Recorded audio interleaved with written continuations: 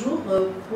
Pour moi, en tant qu'entité des Nations Unies pour l'égalité entre les sexes, j'aimerais, en introduction à cette 9e édition de la Nuit du cinéma, rappeler que l'année 2020 marque 25 ans d'adoption du plan d'action et programme de Beijing, adopté par la communauté mondiale en 1995 et qui constitue depuis lors l'un des plans d'action les plus visionnaires en matière d'autonomisation des femmes.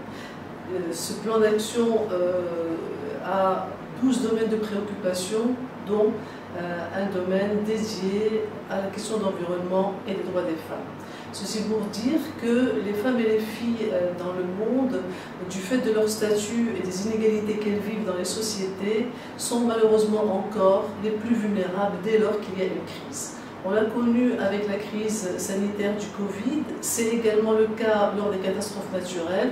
Il a été démontré par des tas de rapports et d'analyses que les femmes et les filles sont davantage vulnérables dans les situations de crise et de catastrophes naturelles.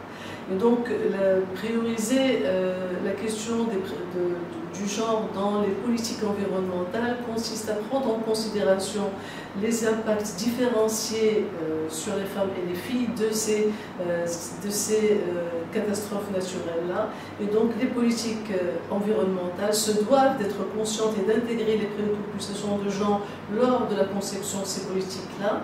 Elles doivent également mettre en place des dispositifs et des mécanismes qui permettent d'analyser l'impact différencié sur les femmes et les filles, et elles doivent aussi penser à l'inclusion des femmes dans les processus décisionnels pour concevoir ces politiques environnementales.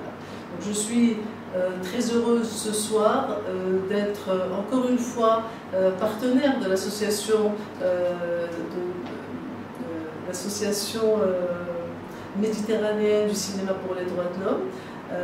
Nous avons été partenaires depuis la création de cette nuit du cinéma il y a déjà 9 ans, en 2012, et je voudrais donc dire combien nous apprécions le travail que l'association fait pour véhiculer les droits humains via le cinéma, la culture de l'homme via le cinéma, et que nous serons encore très heureux de poursuivre cette collaboration-là. Je vous souhaite une 9e édition réussie du cinéma des droits humains. Merci.